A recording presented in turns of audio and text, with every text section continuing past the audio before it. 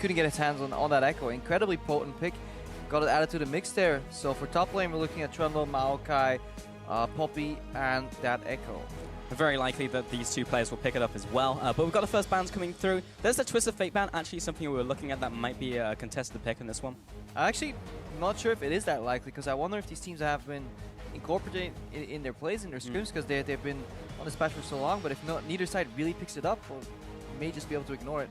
Of course, being on the red side gives H2K that opportunity to run TF. I know he's got not the most favorable of matchups, Crapper. We were actually discussing that pick just before we came on air. Thresh once again taken away. Thresh was banned quite a lot last week by OG as well when they were playing against UOL, and the Azir removed from the table. So possibility for Echo still there. Poppy still up there as well. So is that a great performance for Poppy last week? We just see the difference between blue side and purple side here. You have the liberty to get some of these niche picks out on blue side. We saw Kasing's Thresh be very, almost useless in the Vitality game, but since Origen still feared against Vander, they had the opportunity to ban it. But on the red side, you're forced to maybe hit some of the stronger power picks. You know, Alistar is still an S tier pick. Mythy came out with his left foot. Sivir is tier 180 carry by far. And then, do you play a Z or not? Are you going to play the Rise counter pick game? We'll need to see how that evolves in the series. Yeah, first pick's just going to be the Lucian though. Both of these AD carries, the most played champions Lucian, so secure that one early. Kalista's still up. In fact, pretty much every AD carry is still up apart from that Sivir. Yeah, this is a purple side rotation where you can do a lot of things. I personally like seeing Lissandra come out here. Maybe even just the Echo too. I think they're just really strong picks. I wonder where the top lane meta's at in this series. We'll need to see how that evolves. If not, conventional Trundle Lissandra will be a good rotation here. Absolutely no fast responses here from H2K. Taking their time. Conventional picks or not? That is the question. And hey, OG are not revealing their cards yet. Echo Braum, no real surprises. Maybe the Braum a touch, but with Alistar gone, still a great fallback pick. With Alistar gone and you picking up, yes, it's a tanky pick, but it's not like a rock, this Echo, you know, it's not a perma frontliner. I think it's fine picking up something that can block some projectiles like the Braum. You do give up your Lissandra priority and we'll need to counter pick it. As for the junglers, they weren't really contested. Nidalee is out, but the likes of Graves are still available. Elise is still on the table. Kindred has seen, or has risen up in the ranks of jungle though. The incredible 1v1 potential and just late game damage output and the influence on teamfights has shown that Kindred has been liked more and more by some of these teams. Yeah, and because this is 6-6 as well, this is not 6-7 where you can still cast your ultimate on allies, so that's still a big deal when it comes to these games. Like Amazing's job on Kindred last week was literally just ulting Sven when he jumped into the enemy team, and that was his role. He did least damage on the team because Sven was doing all of it. Yeah, the engaged Lucian was the best Lucian, as it proved out. Corki locked in for Forgiven. It's actually been one of his most played champions, but it is still technically a flex for Ryu, depending on what else they're going to lock in here. You'd assume the jungler to give the counter pick option to Ryu. Yeah, you assume the jungler, and then which jungler do you want at least at the Kindred? I think Graves is slightly stronger. I think Jankos is also just a good Graves player, and it gives you another tanky element in these fights. Obviously, we all know against these magic heavy compositions, Moss, Terax is being built on this Graves. So you have two guys that can soak up some damage, and then in that chaos in between, Oduamne can shine on that Echo top. We'll need to see how well he has mastered this pick. It is new, but it is showing an incredibly high win rate over in solo queue already. Was on Reddit today, apparently 57.5% win rate for a champion. It's just a pain to play against. It is so annoying to deal with Echo. Tanks with Grasp was already annoying. Echo just makes it even worse. And we also had Corki picked up for the mid lane on Ryu, so no real surprise there. I was going to ask how far down the priority has Poppy dropped, because she's been repeatedly nerf battered over the last couple patches, but it's still a really good top lane pick, and we'll just be locked in here with OG. I think she sits in a tier right below, I think Echo is tier 1, and then everything below that, there's a tier right below that where you can put Poppy. Trundle if you're Europe and you're not Korea, where some pundits and players just agree that QSS just is the demise of Trundle. Over new certain top laners say, you know what, QSS not that influential. We need to see obviously who's right. Safe guess, Korea. Yeah. So second question here, Crepo. As a Bard player, when do you pick Bard? Because it seems kind of random in my eyes, because we see a lot of Bards, sometimes it does well, sometimes it does bad, but it just appears randomly. You can pretty much pick him into anything. The only limiting factor I would say is whether you have enough frontline. Sometimes your support needs to be the frontline. However, with Alistar and Braum off the table, there's not much else you can pick. So if you need to pick a range support and you know how to play him, Bard combined with double TP and a Kindred to buy you time can give you access to so many creative plays. So now we need to look at what Origen have drafted you. They have the standard double TP composition here. 1-3-1, you put Bard, Lucian and Kindred in the mid lane, and you now have access to even more creative plays with that Magical Journey, with Tempered Fate to buy some time. So this is a super strong comp, not in the generic sense for split pushing and get those towers down on the side lane. No, Lissandra and Poppy want to pressure the side lanes and then collapse in the mid lane, make a pick or start a fight somehow. Going to be exceptionally difficult because it's a Kassadin that's now been locked in for Ryu. There's a lot of dashes and dives here on the side of H2K. We saw Kassadin pulled out last week by Fnatic and it was successful because Vitality didn't punish the weak early game. But H2K have got a slightly more well-rounded comp this time around. Yeah, but at least for H2K they can swap in again. They're doing the exact same thing, 1-3-1. I think Echo with some ganks can outscale the Poppy here. The Kassadin that does well in the side lane. If he does play the teleport, but it looks like Ryu's going for an aggressive counter pick matchup and see if he can punish the trades on Power Ryu. Could be interesting with that Ignite. Interesting. Flash Ignite on that Kassadin. We'll find out if it's going to be another Kassa win or not as H2K are set up on stage. The coaches just about to shake hands and walk off. Nico the Pico shaking hands with one of Europe's most successful coaches, Prolly. Lineups are locked in. Will H2K advance to their first ever European final, or can Origen take down one of Europe's best teams? If I could choose, I would play against G2. We're basically the same teams, but they are just better at not making mistakes. Depending on who we play mid, our style changes a lot. I think they're pretty readable. Power Evil is also good at being on side lane, as Pege is, but Pege is not as good at playing mid lane mages. We have Ryu. He's the gem, because he's smart and cute. We love him and he's good. It doesn't surprise me that we face them in the semis. And we are into game 1 of this best of 5 with Origen and H2K taking to the Rift. This one should be a series that will go down in relative history. I certainly hope so, Pulse. And of course, after all my rant about Flash Ignite, last second swap, Ryu's gone to the teleport mid laner. Just gonna let them finish. Yeah, that makes sense though. The teleport allows you to get access to the 1-3-1. And as we hear, the crowd still favors Origen. Send out some feelers online too and just ask the fans. There's a lot of loyal Origen fans here, and even Fnatic ones that expect both Fnatic and Origen to meet in the finals. Again? Again. Yeah. I don't think it'll happen. We'll need to see though. For this game, looking at some of the matchups here, I think H2K will want a lane swap. Braum Corki loses lane to Lucian Bard. And Echo into Poppy depends on who gets the jungle influence. Let's find out how the lane shenanigans play out. Odo and Forgiven passing 2 ships in the night as Origen are already in position in lane, so... Yeah, they got revealed here. I think Miffy's going for the Bard stop too. Something I endlessly rant about, so we're not going to go into it. The general detail is that Bard does not get much value from a camp, and giving the XP to your AD carry doesn't give you the value either. So it's best to stop them at Gromp, as well as scout out a potential lane swap. So both teams here find out early that we're in a lane swap, but H2K traditionally have shown complete mastery of that lane swap. Yeah, especially when you take a look at the average gold leads before 10 minutes. Origen behind, H2K traditionally ahead. And then you start looking at how they continue to play out. Vander being very cheeky, getting a lot of trades and value out of poking amazing. It is a game of seconds now. Both these teams know the ideal flow of a lane swap, and anything you can do to slow down your opponent, speed up your process, making sure you don't lose any creeps here. Both lanes seem to be pushing on third wave and grouping up with their top laner to then get access to the tower. We can start comparing some of these lane swap qualities. No AoE really on Braum, as opposed to maybe if you have like Poppy support or anything, Janna with a tornado, anything with or Karma support, that is way better because you want to tank the creeps now. Look where Sven is standing. He's going to tank these creeps, and then hopefully your trio has as much AoE as possible. Poppy Q, Lucian Q, Bard AoE, to then get those creeps down very easily. So it looks like OG are probably going to take this tower a little bit faster, but it's really cool to see 2 teams who are really not going to make the mistakes that we see going into like phase 1 of the lane swap yet, Trevor, but usually that happens in phase 2. But we see some teams which make mistakes in phase 1, which is just the simple stuff. You go for the lane swap, you take the tower, and then we actually get to see these teams make those small adaptations. Yeah, luckily this time around, we're in the semifinals as well, so these are theoretically 2 of the best teams in Europe. Sure. Mastered some of those basics and early game decisions. So as will be gifted the gold, as is customary. And mirrored in the top lane by Odo. Yeah, we saw, for example, the Valkyrie there used by Forgiven level 2 on the creeps. It's these minor details. Using the Buckler to finish creeps off if you're Poppy, like all these little things you want to use to maximize your lane swap. Small itemization differences already. Forgiven's picked up the Mana Crystal. Sven's gone for the Cull. Slightly different item paths though. I mean, Forgiven's not a Cull player. Yeah. Yeah. That's just it.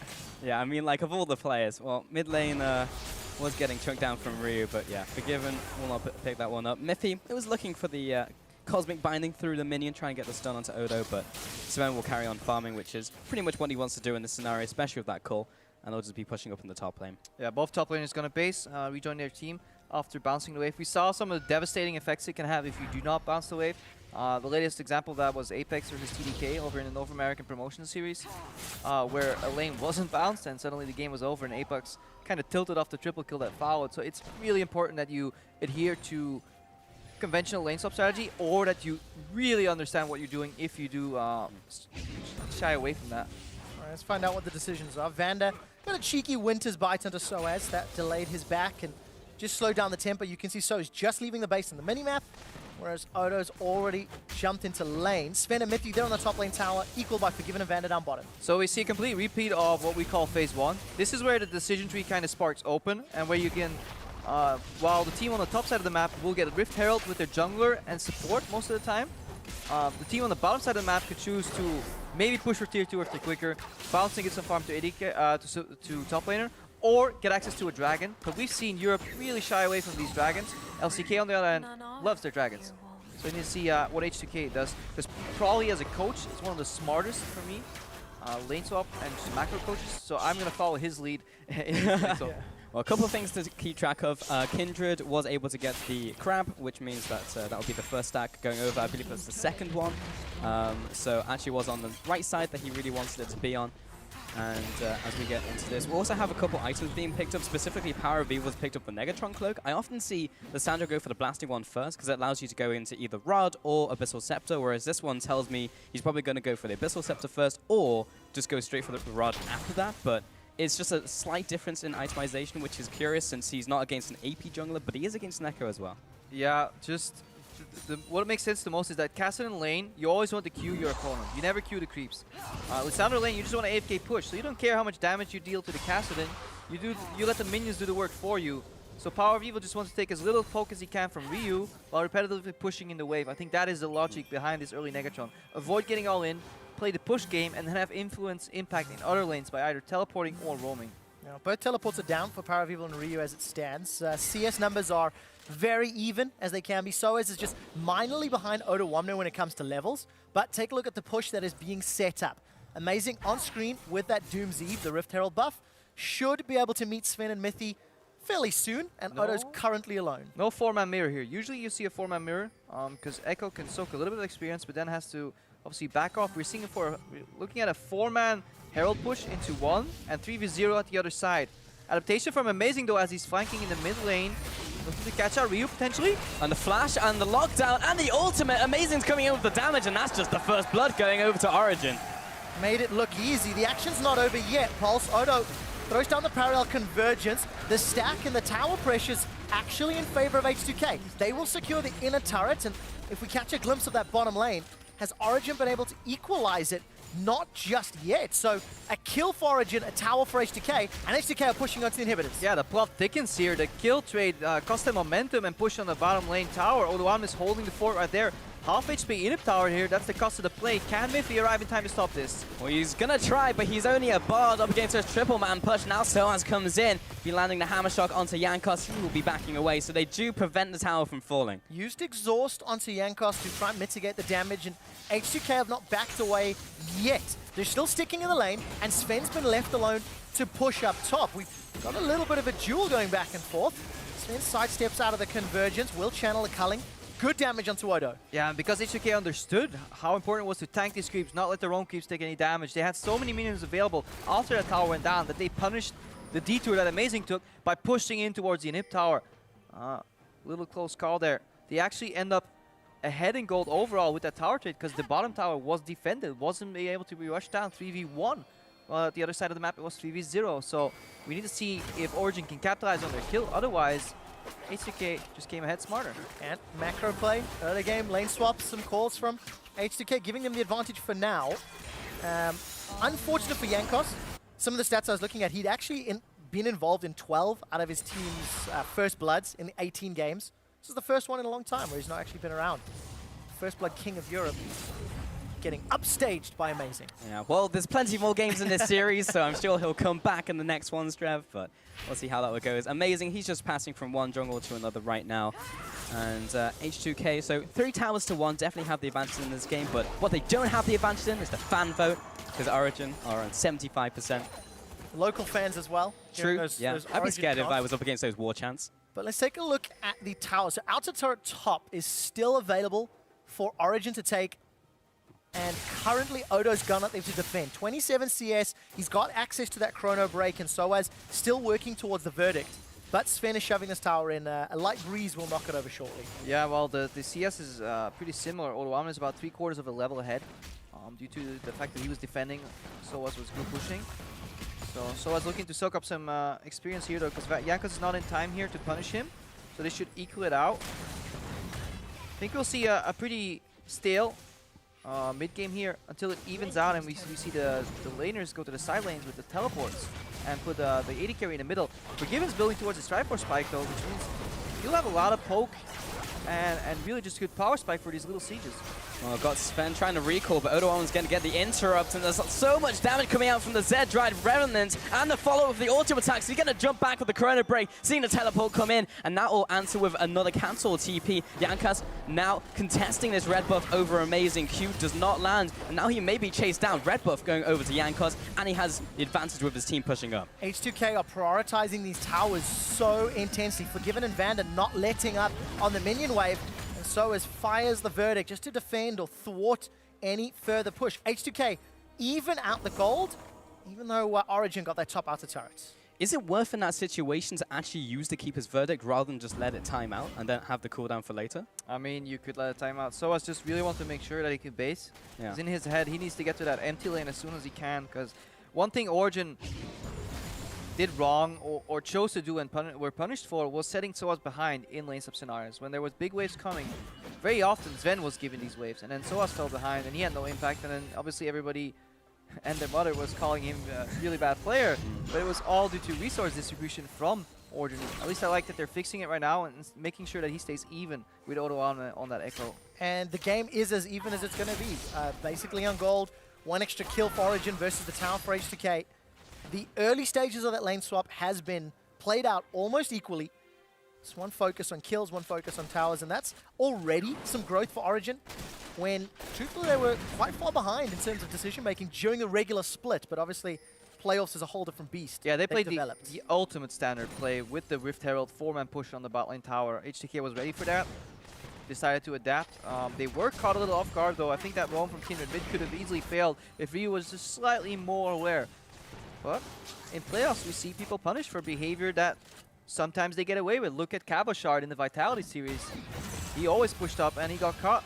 Well, Soaz pushing up is about to get caught, stunned up by Odo. Jankos comes in, end of the line for some damage. Soaz is trying to get away. Flash is available, and he does over the wall, but successful gank by Jankos and H2K. Just getting some of those summoners down. Odoamne is still a little bit down in gold, but he's going to have that minion wave to soak up right now. Mid lane engaged, Tempered Fate lands onto those minions. Forgiven. That was a really, really good Valkyrie. That was really close, because if you get caught on the end there, obviously you'll get put into stasis. You'll have to flash, but the Vilsandra ulti will follow you. So that is bold. But it's Forgiven. He's got those reactions on that. Yeah, perhaps. But I know if you hit Forgiven at the end there and he dies, you'll also have a reaction right there where he perhaps maybe a little sideways. Yeah. Ryu trying to, almost got baited, but realized something fishy was up. Rift walks away. Rod of Age is complete for Ryu. That's starting to stack up. Abyssal for PoE, and Soaz and Oda just continuing to trade in the top lane. Vander's going to be a little cheeky stepping forward, just getting some vision. Yeah, both these teams are understanding their compositions though, 1-3-1, but the problem here is now we're starting to see why H2K locked in this Cassidy, because the longer the lanes get And the later you get into the game, Cassin versus a mage that he gets counterpicked into will have the advantage. And here we see also why Echo slowly hitting that tier 1 status becomes annoying on longer lanes, has insane chase potential. So H2K in this 1v1 setup seem to have the edge. When it comes to just punishing a team fight, however, or a flank TP, that's where Origen have more raw CC that they bring to the table, and that's where they can punish H2K. And let's see how accurately they pull that trigger once the game continues to play out. Some interesting itemization, which we'll touch on in a moment, because Odo's being ganked. He's got that Sheen, Bomby Cinder, and the Dark Seal. Amazing's coming in to put some pressure down. Flash is available for Odo. We'll find the shield from the Chrono Break. No stun. Amazing's going to carry on chasing. Amazing's dealing a lot of damage here. This might just be the kill, though. Amazing hops over the wall, tags the Grompin for some assistance, and just ran him down. No summoners blown on the side of Origen. The Wandering Caretaker there with a Cosmic Binding just to pick up the assist as well. So everything coming up for OG. Yeah, no teleport threat from Ryu, just to maybe even disincentivize people from backing off. Odoamne just found himself overextended. We're finally seeing these top laners getting punished by some jungle ganks because everybody else is holding the fort. And this is a really good opportunity for junglers to show their worth, because they need to look for these mini openings, whether they either force a flash, punish somebody backwards, or punish Amazing, just trying to get into his jungle. Here comes Ryu from the side. Amazing decides to turn it around. It's Vander that's locked in. Double teleports. Here comes Origen. They're looking to pull that trigger, and the target's currently Vander. They found Forgiven, and they've taken him down. He's dropped on the back line. Follow-up kill onto Vander, and H2K are retreating. Origen are in trouble. The re-engage. Oh, Lamb's Respite will keep Amazing alive. Ryu's in the circle as well, but there's 5 people around him. He's going to go down. Yanko's backing up behind his tower, and Odoamne will have to slunk away as well. Power of Evil thinking about going in, then realized he had 50 health. 3-0 over to Origen. Fantastic reaction to Amazing getting caught here, and honestly just a fantastic team fight from Origen overall. Amazing gets caught here, immediate one teleport reaction, second teleport, temper fade buys time, and here, target calling. They immediately switch towards Forgiven, lock him down, and now you see the value of what these teleport picks bring on the side of Origen. They have a wealth of crowd control effects. Whereas H2K, they have some damage and chase, but they can't lock anybody down. And then when Ryu commits for Amazing here, he calmly uses that Lamb's Respite to buy even more time, and convincing teamfight victory for Origen. And honestly, this is the way they need to win the series, because if there's been one weakness from H2K overall, some say it's team fighting. For me, it's information sharing in clutch moments. Think of the teleport from Odoamne that should have came out when he was trying to end, or that came out when he could have ended the game. Think of the team fight they lost against Fnatic early in the split where Forgiven had no mana. Sometimes they always assume that they can outplay the situation, but find themselves, outnumbered or just outgunned in terms of the crowd control department. And honestly, H2K probably should have been a little more careful. I think you can argue both, because a lot of that also came down to raw mechanics. And H2K usually win games by choking out their opponents, not going for those fights, going for the objectives over those kills. And when they're actually forced to go for a fight, it's like, actually, I'm not used to this situation. I thought I was going to kill their tower. I'm talking about not being used to the situation. This is H2K's first game on stage in over 3 weeks. Seeing Odo overextended in the top lane, getting caught out for farm, that's a mistake that SOA has made multiple times during the split. H2K are down nearly 2,000 gold, down in kills, and another Rift Herald picked up by Origen. Yeah, but Soas is not making that mistake right now. Despite having absolutely zero vision, he wasted about 15 seconds of Yankos' time, not overextending to the point where he can get chased. H2K's approach to the game right now is matching Kassadin with Lissandra, Echo versus Poppy, and chasing down either of these picks, hopefully with jungle assistance in these long side lanes. Origen need to survive, pull the trigger, double TP, and win a fight with their crowd control effects. Double TP is not available just yet. Will take a little while away.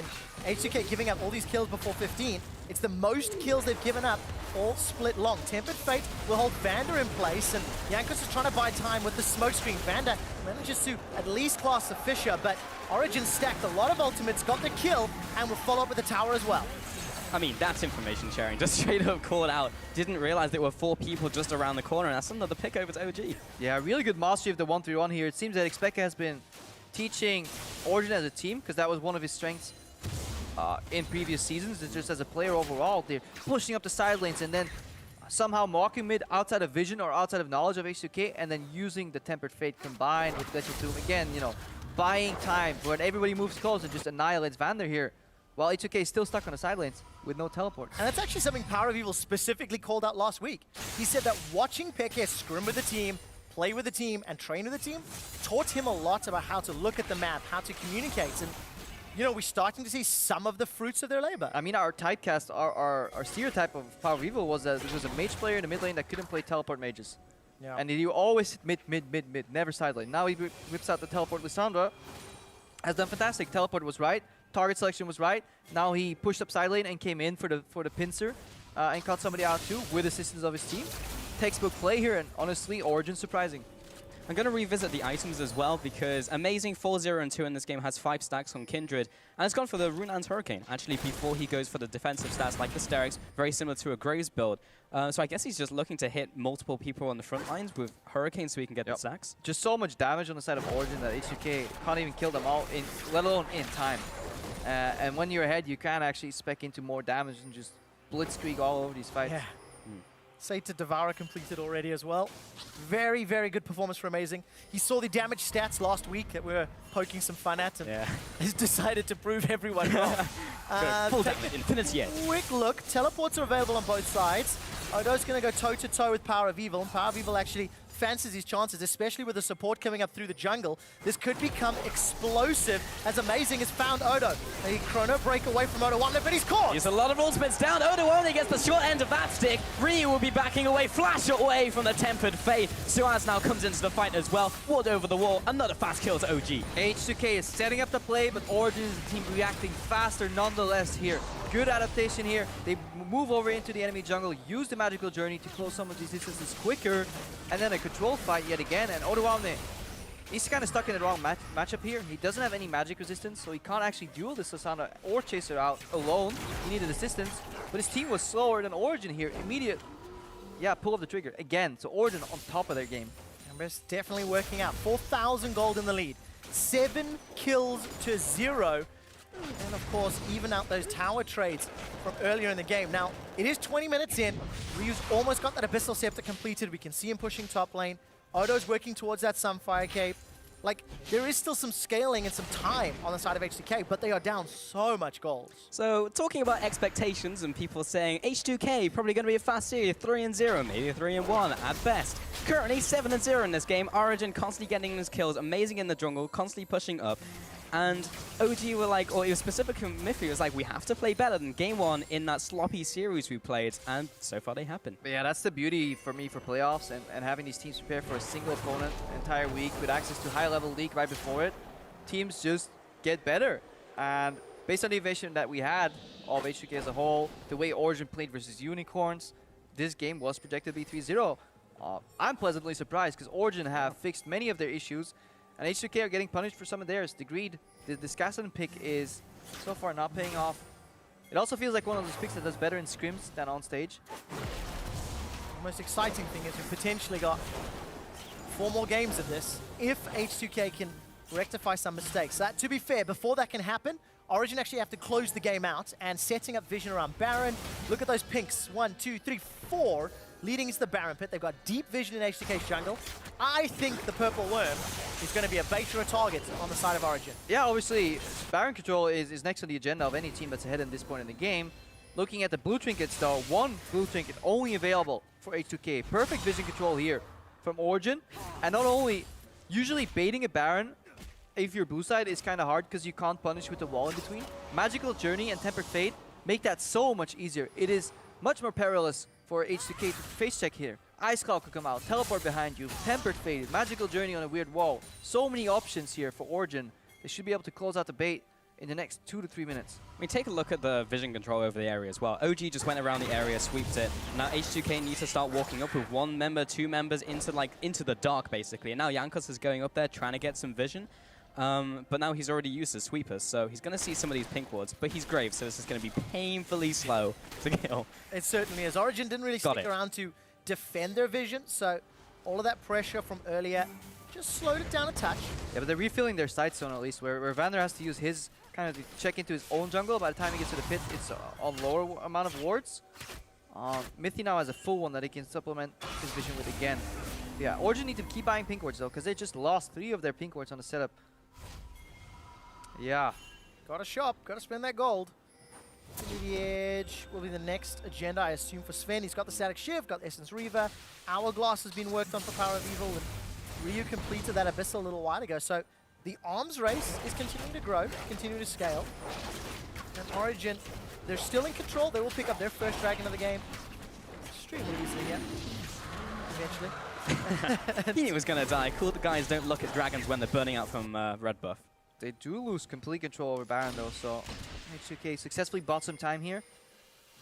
It's their prerogative to keep pushing these side lanes right now. Keep the pressure on Origen. Don't allow them to get full control of Fog of War.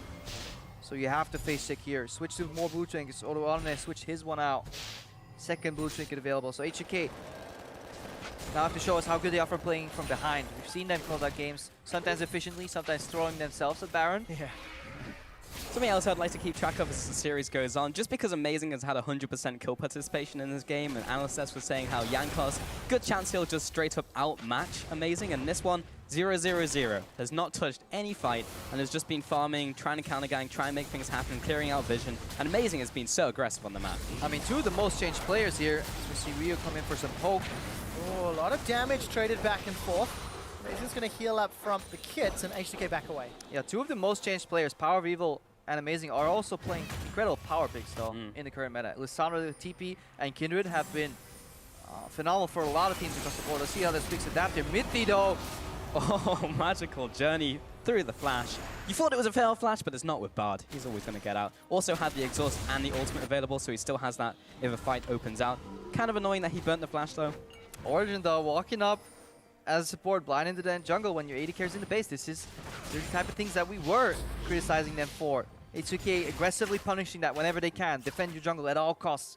That's their goal right now. That's the plan. Jankos again. He's been spotted though. Sweepers now reveal images, so you can check who's in that brush. Amazing immediately backs away. Who's that champion? Yep. It's super effective. Surprise! There's shotgun in your face. Yeah, I was like, what? Why? Jankos gonna try fancy a fight the longer this game goes. 5 minutes now where Origen have maintained their gold lead but been unable to pressure further, revisiting the vision game in and around Baron buff, and H2K gonna have to play defensive. That champion was Jankos, and he wanted to peek at you. It's actually a forgiven from above. Amazing's gonna back away from the jungle. Still a little deeper, but got a lot of support coming in from behind. Amazing just going toe-to-toe with Odo. Man. That's scary. That's rough. That changes a lot of dynamics here. When your jungler can go become a side lane bully, it just gives you more options here. Mithy, remember, he can make that tower invulnerable, not all attacks. Sets up very well for dives. And trying to get this flank off from Power of Evil throughout the E real quick, but Odoane, he's always exclusively been itemizing armor in this game, and he still got bodied by Amazing. Yeah, he really did. Take a look at the bottom lane. Ryu's going to pressure as far as he can. Has the teleport available. Origen are not letting up. They're set up on the inner top lane turret. Jankos gets chunked out, but no Sven.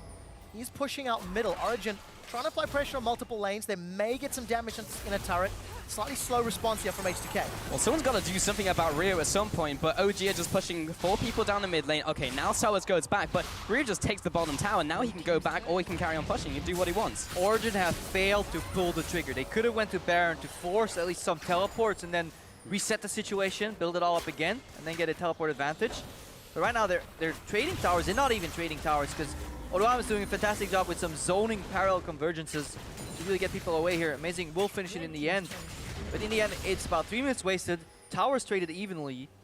Honestly, H2K in the last 3 to 4 minutes are pulling back ahead. They haven't changed the game state in terms of next couple minutes as well, because they really need to burn that Ryu teleport, because now he just goes back bot lane with Soaz and chases him down in the long lane where he basically wins that matchup. We could see Origen simply start the Baron and tell H2K call the bluff. Come at us. Power of Evil though. Well, Power of Evil may get caught out. Has the ability to self-cast. No Hourglass yet. Will lock down Ryu. Sven's looking to get a kill. Rift walks away. Lose some ultimates, but Power of Evil survives with his life. And, you know, it's been 10, 12 minutes since the last double TP aggressive play. H2K have not made a mistake, but Origen are starting to wobble, starting to give opportunities to H2K. Yeah, all the gears kind of have to turn in unison to really get that play going. Baron baiting, especially with the introduction of blue trinkets, is a multi-step process where if you fail at any of the steps, you go back all the way to square one. And that's what's happening here. Every time mid-D, power of evil, somebody steps in the jungle, there is side lane pressure, ignored, cast it in the bot lane. Every time that happens, Origen extend the game. Miffy trying to clear out some of these wards, but 3 people are going to push him away from H2K. And now the Scuttler is up. Probably someone will secure that very soon. And Baron is still the contested objective on the map, and both teams are just like pushing back and pushing forth. Like the ebb and flow right now over Baron is just kind of causing this stalemate. But at some point, something will break. Yeah, and that's either going to be Origen forcing H2K's hand, or alternatively being punished for trying to make that play. Hourglass picked up for Power of Evil, has finally completed it. Ryu still farming his way up. Big items completed here for Forgiven as well. 310 CS, Trinity Force, Eye Edge, got a Zeal. Looks like Sven is working his way towards a Bloodthirster. Looks like it. Looking at late game though, some of these power dynamics change in the sense that Ryu will get access to start one-shotting some of these carries. And when he doesn't, there's obviously super tanky Jankos available that now can soak up more damage, so these kind of crowd control lockdowns will no longer result in one-shots. QSS out of Lissandra, Frozen Tomb. Ryu suddenly is too tanky. Oruamne can soak more damage and use parallel conversions to really buy more time. Suddenly, teamfights get a lot more tricky.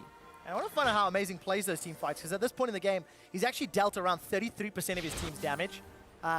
We've hit this a few times already. Last week it was 4%, but he didn't need to deal damage. Yeah. Now Amazing cannot afford to be out of position because of just how farmed and how fed he is on this Kindred. Still 100% kill participation. I mean, his role changed, right? Like, Sven in this game, 0-0-5, like, he's got a lot of gold, but he's not in the same way that Amazing has been the carry of this game. Now Baron has been started off, and you can see how much percent damage is just doing from Amazing and Soas by themselves. This has been watered, though, so there's a good chance that H2K will try and contest. OG will back away. And the teleports are coming in. Power of Evil's going to arrive on the side lane. Jankos and Odo somewhat split. One-shot Golden by the Tempered Fate. Amazing's in trouble. The Lamb's Respite comes down. Nobody's died just yet. Ryu, he comes in. He's looking to clean up, and Odo will get the first. A Kretner back to his team. And now Soaz is under attack. He will be chased down. Ryu, Vander, and Jankos have some great pushing potential, or chasing potential, rather. So good luck to Soaz. He'll need it because the Poppy Cops has already been used. But now he's actually getting back to Power of Evil and Sven, but not soon enough. He'll go down. 2 kills in favor of H2K, and the Baron is open, but they are very, very low.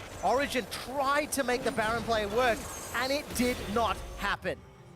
H2K continuing to pressure on the mid, outer turret rather, and this will be their 5th of the game, closing that gold lead. Maybe OG starting to crack H2K in these situations, just got slightly further ahead, finding that punish. The 2-0, and it looked so good for OG as well in that fight, because Power of Evil, he managed to get the ultimate off himself. They managed to get the Lamb's Respite, but Cassidy. Yeah, Cassidy, and there's Ryu being caught by the Tempered Fate as he hops over the fantastic reaction here from Power of Evil. Just coming in here, but being stopped immediately, thwarted by H2K. If he dies there immediately before he self-casted ulti, very close. This fight is a complete slaughter on the side of H2K. This is Soas dying here. Yeah. It'll take some time. Eventually. Yeah. I mean, decent amount of damage once, Claw comes out, some shots, but yeah. H2K had very clearly won that fight. Yeah, it's actually really annoying to chase a Poppy because she throws down the hammer shock, and because it stays, you get slowed and you take damage in the long chase, so sometimes that can be bad, but in this situation, this could be bad for Ryu. And it really is. Locked down with the tomb, but managed to put enough distance that he's not in trouble. A teleport from Odoamne. This means Power of Evil could be the target. Takes a magical journey, Soaz gets away. And the Claw of Doom buys time for Power of Evil. Amazing, still alive. Lamb's Respite is available. Vander and Jankos, they're trying to set something up, but they're going to peel away. But the problem with the entire Baron play, though, was, information and warding, and that ward over the wall here that Vander had placed, and one is similar right now, was actually bugged and was not be able to see. I went to check the fog of ward. The pink ward from Origen was not revealing the ward from Vander there. They thought they were doing a blind Baron, and H2K had complete control of the situation. So that's why some of these reactions from Origen were ill-advised, because they were operating under false sense of information. Teams were notified of this bug, though. Yep, it is on them in this one, and Power of Evil, he's going to be going back to base. Bot lane now is pushing for H2K. And now Soaz will be going down there to find, so he does have the teleport. The only member on the Rift that has teleport available, which will allow Soaz to at least make a play. The problem is, Origen had this fantastic lead. They danced around Baron for the better part of 15 minutes. And they're starting to become unraveled, starting to get spotted out, clearing out vision in the pit and taking a look at the mini-map. Soaz still not moving. He'll shove this wave in, slowly but surely if he can. But there is still an advantage to OG in this situation because Soaz has the TP, Power of Evil is about to get his own TP, Odoame and Ryu do not have their own, so that will open something up in terms of how much they can do on the rest of the map. But H2K, if they just hold themselves back and try and defend, then they'll just draw it to the same situation we had maybe 5 minutes ago and then probably get another advantage. I'm such a fan of this banner at command from Miffy. When you look at H2K, the only one that's really going to be able to reliably kill waves will be Yankos. And that's also going to be very close range, very careful. All the rest magic damage. Yeah, even Corki to an extent. It's a good adaptation. In these team fights, you want to lock it, but the setup for these fights, you know, the pressure, how do you unlock some of these objectives, is by forcing people into side lanes when you are no longer there. Either you teleport away, you push up or you move away, or you put the banner minion there. It comes at the cost of, yeah, 200-300 HP shield in team fights, which can be the deciding factors, but it allows you to set up for more deciding plays where you can catch the enemy off guard. Big fly in the mid lane. Power of Evil is going to pop the ultimate. The Lambs Spy is on top of him. He's invulnerable for now. Odoame now coming in. Power of Evil with the self-cast ult, but it doesn't really tag anyone for any damage. And now Soaz is being chased away. Odoame looking for the chase. Ryu went golden, forced away now that he's exhausted. Soaz is still pinning people against the wall, but Vander's down. Amazing is taking him out. Continues his killing spree, looking for Ryu. Flashes forward, trying to get Wolf's Frenzy down and won't secure it this time. Odo's re-engaged with the Chrono Break, and that's Amazing's first death of the game. Sven, Power of Evil trying to get through the Chrono Break, but Odoame still alive. He face dive forward. Miffy's getting chased down now. Forgiven looking for this kill. The flash forward from Sven. He's going, and he's going big, but Ryu will shut him down. Odoame with a follow-up. Ryu with a nice force pulse will take him out. 4 for 2 over to H2K. Yeah, extended team fight here. At the end, Ryu comes in with the home guard's teleport, completely cleans up, seeing some of that late game damage. The start, however, was H2K slightly caught off guard again by the combination of Lancer's Spite and the Frozen Tomb here. The engage here, good parallel convergence. Power of Evil gets almost annihilated, but Amazing saves him with the ulti. Then Power of Evil self-cast the ulti, so buying time over and over and over while Soaz is dealing with Jankos in the back line. Ryu goes in, he gets punished eventually, then has to retreat, but it's really smart for him to get out of the fight later on, base, and then teleport in with home guards. And we have to cancel that as the Baron is being threatened. Power of Evil is only up in 20 seconds. H2K, they're sticking around. Soaz and Miffy against H2K. Tempered Fate is going to buy a lot of time. 15 seconds before PoE is up, but the Baron should be secured by H2K, and it is safely all hopping over the wall. Taxi for Stand behind me, and H2K, they regain control. Yeah, it was impossible for Origen to even contest that Baron or stop it. Soaz on his own doesn't have enough damage, and a good Bard Braum shield can just destroy the projectiles from Bard. So, in essence, it was kind of a waste for Origen. Really hard for them to have the overview overall, though, but I think what we need to look at is how did we get to this position? Origen were 4,000, 5,000 gold ahead, but they couldn't pull the trigger due to some really good defensive movements from H2K. Push spot lane, push top lane, challenge vision in your own jungle. Don't allow it to be choked out the same way H2K likes to choke out their own victims. And they held down, and now late game, we see the power of this Castle and the power of this Echo in long sustained fights with repetitive engages. Yeah, you can see the damage from that very extended team fight, how Forgiven was able to put a lot down. Ryu with the re-engage, 1,000 more than PoE. Even Odo soaking up, but just the amount of time he bought with that Chrono Break gave H2K all the tools they needed to close that gold lead. And with Baron stats, they're now arguably ahead in terms of actionable combat stats. Yeah, surprisingly large impact. Honestly, would have to see the fight again with a focus on Forgiven to see how exactly he racked up so much damage. Obviously, he's a master of positioning well in fights with Corki. He also has access to a champion that can poke reliably, safely, and then choose to go in, maybe to go for a target. He has 4 damage items right now. He's hitting pretty nasty spikes. I think it's a good big picture again because this is what's going to have ramifications as we go for the rest of the series. You can kind of pinpoint that situation where OG didn't pull the trigger. Caston was pushing down the bot lane. They had a chance in mid lane or top lane to pull the trigger, and they didn't. Yep. Is that something that's going to happen for the rest of the series? Something we'll have to keep track of where they get the advantage early game, but they're also not guaranteed to get that advantage in every single game. But it also shows you the power of double teleport, because no other split pusher, like, it just gives you twice the options. You can send 2 people to different lanes to do that entire thing. It just gives so many flank opportunities and room for failure here.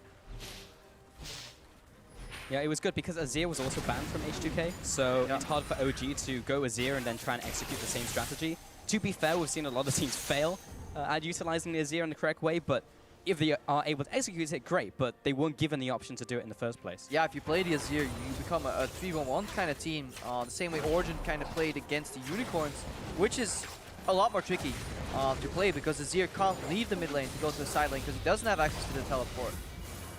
Isn't a really good TPing into teamfights either. That's why he's not running said teleport. So having your 3-man squad on the side lane limits your options. Origen are starting to run out of options, Crepo. Despite having a minor gold lead, they are down with that Baron buff. They are now falling deeper into the territory. This is the first time we've seen H2K pushing very aggressively in literally 20 minutes. We're approaching 40. We are very late into the game itemization-wise.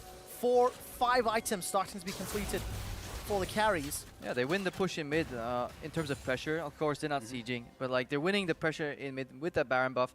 In duels, the later you go, the harder Cassidy will beat Lissandra in a 1v1 duel, especially in the long lane.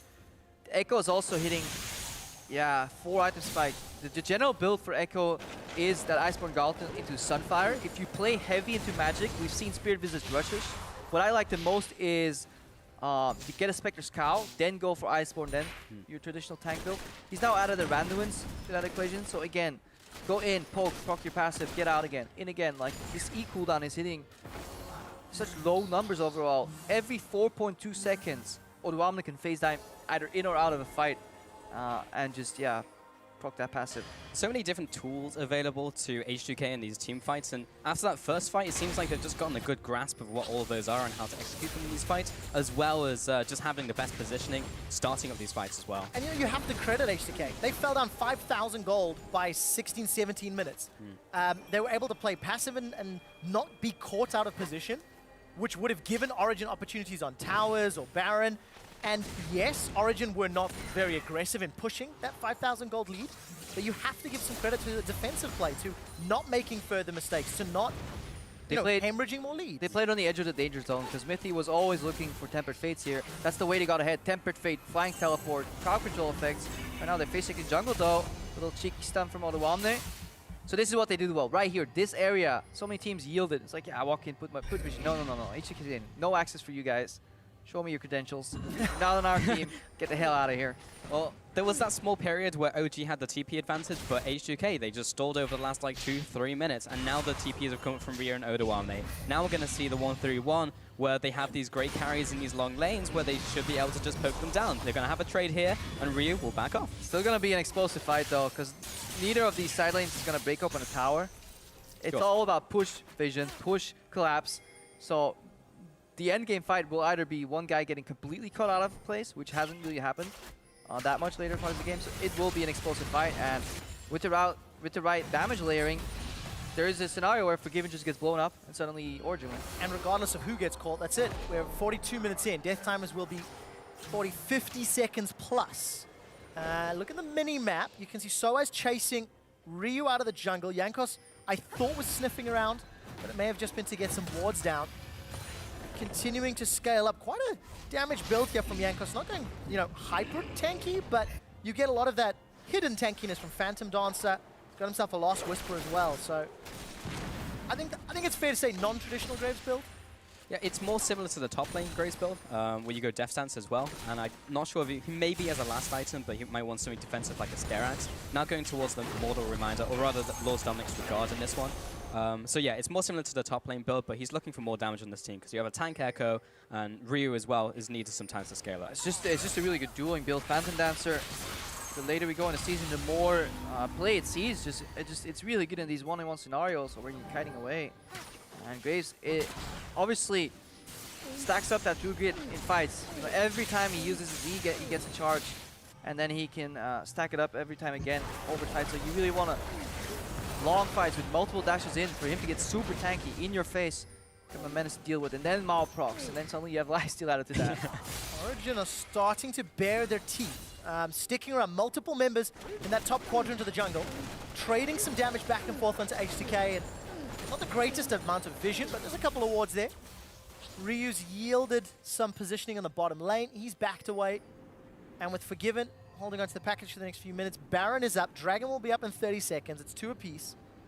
Oh, the Baron dance is on. Yeah, Mithy and Amazing have the most important roles in the next team fight. Mithy can create a divide, make it a 5v3. For example, if he gets Tempered Fate on 2 targets, it will no longer be used to buy time for them to, like, you know, we're looking at you, now you're going to get blown up. No, it's just 2.5 seconds, suddenly they're out of the fight. And you can turn your attention to other people. Amazing. He, again, with Lance Respite, he can buy so much time on his own too that maybe H2K will overcommit. I think with that Lamb's Respite and a Tempered Fate, that might be why Methy's also opted into this drop portal. He's going to continue to put some pressure on that side lane, as we've mentioned multiple times. It's vision, it's pressure, then it's looking for the double TP to create the opening. Yeah, Power Reveal seems a little afraid to go side lanes, so Mithy is holding his hand. It's like, you can't do it, I'll do it for you. Yeah. Look at me. I'm those split pushing right now. It's those imaginary friends we were talking about a couple of weeks ago, you know? Yeah. Put them in the side lane. And that means that Power Reveal can stick with the team, and instead of having to teleport in, the entire channel go off and find a pick, it's now instant. Flash ulti. E-flash ulti, whatever you want. Any combination. He's constantly with his team. Look how scared he is. Why not? One mistake, one pick can determine the game. Items continue to stack up 45 minutes, and it is just a pretty typical European Baron dance. It's going back in time. But vision is primarily what these teams are fighting over. Yeah, but well played by both teams, honestly. Like H2K, they're playing it right. They don't need to go for a fight. They can wait until OG get itchy and then go for a fight, and then they counter.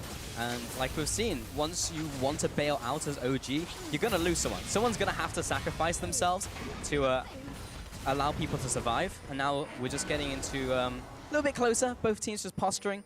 Feel the tension building though. Forgiven landing, a good amount of poke. Ryu is always lurking on the side as well whenever they're gathered in the mid lane. And look at Odoam is already in the bottom lane. Origen is group right now, so they're kind of forced to make a play, whether it's vision dominance or just starting the Baron that has respawn. So right now we're seeing a repeat of what happened with Castin bot lane earlier. Oh man. Just a push from Odoam. Origen have about 30 seconds, or they need to send somebody down. Mithy. Yeah, it's almost a carbon copy of what we saw earlier on, and they can't pull the trigger. Now there's a push in the bot lane. Do they send someone faster this time? Yes, they do, and this time it's going to be Power of Evil, so he'll have to make the teleport play. Yeah, and he's got to make sure he does it quickly enough. No room for error in timing. No mistakes. He went to the bush immediately. Yeah. Tells you so much about So yeah, and we see mindset. We see the evolution too, because Power Reveal right now doesn't see anything. Now he sees that wave arrive, and look where Odoam is already. He has moved to the mid lane. So that's what Split Push has turned into. It's no longer moving to the tower and poking it down. It's just shove that way, force somebody to react, get a numbers advantage, use that to get some pressure on the map. Man, talk about paranoid of evil. Look at him. He's just like standing at the tower. He's like, oh, I could go for this main wave, but there could be an echo in that bush. If you talk about vision, he has no vision whatsoever. Yeah. His team is starting the Baron though, so in case somebody goes for power, they get Baron, and look at it, it's going down quick. 50% of the HP is already taken down. Origen don't stick around for a potential engage. Odo's running in, he's teleported, so that is at least one of those summoners caught. Amazing is now caught up. Tempered Fate will buy time as Amazing flashes away. He's held on to Lamb's Respite, and Power of Evil has not left the lane. The right idea, but poor execution here for Origen. So they operate under the assumption that if Power Evil gets ganged up on 2v1, they rush Baron down. Good. It buys him time and gives him access to clear the wave. But then they split up when they run away from the Baron, and Amazing finds himself caught out just a little bit. He's forced to use Summoners and Tempered Fate. Overall, though, they have a teleport advantage now. The problem with double TP match is that you need to do this twice. So you then end up one teleport ahead, then you need to set up another play within those 5 minutes, and then you can you can win the advantage. I'll be honest though, there's a lot of clenching going on. It's just like, if someone drops so low that they die, then the game just ends. But they managed to do it just in time, so they did get the get Odoamne's TP, and now they go for Baron again, so they have to either get that other TP or a fight just opens up. Ryu has started the teleport. Power of Evil's waiting in the river. Hammer's Keeper's Verdict was Rift walked away. Baron's been stopped, and Jankos will get some vision from the Scuttler. Amazing stole it. Left alone over on the side lane, so that's going to be useful for Amazing if they can sneak back into the jungle. Honestly, it's really important right now. That's Skullograph vision. Yes, you can do Baron over the wall, but you find yourself trapped like kind of sardines here. Odoamne used the E, so he has to ulti out. Pretty big cooldown. H2K, no teleports, no chrono break. Origen still have access to both. 42 seconds right now. on that. Go Origen, go! I think it's more important that TikTok Ryu says the clock. Yeah. I think it's more important that Ryu teleported in and Origen were able to successfully disengage. I completely agree. Double teleport advantage, but Origen have had a 5,000 gold advantage too, and they failed to pull the trigger. What can they do right now, knowing that they have double TP up? There's no flash in Amazing though. Oof. Yeah, a lot of people just kind of dropping low from OG, almost getting caught but then getting out. But they've also had a situation where they've had the double TP advantage and not being able to pressure it. Now they're going back to it once again. They have Paraviva in the bot lane, and they're going to try and make it happen. Yeah, the second Ryu shows, we will see an instant engage. So right now, H2K is actually looking to force a fight, to get Paraviva to join, instead of waiting for him to push. Package is available too for Forgiven. That could be the mini teleport, or just a fight forcer. Fight Forcer, engage is what H2K will be looking for. 550 CS in 49 minutes for Forgiven. The last kill was secured 14 minutes ago. And one more kill could end this game. We're approaching 50 minutes. Yeah. And these teams, nobody wants to make a mistake. Like Mithy moving to the bottom lane, build your own split push. And we build it. Yes, we can. Well, he got it, and now it's pushing. So good job.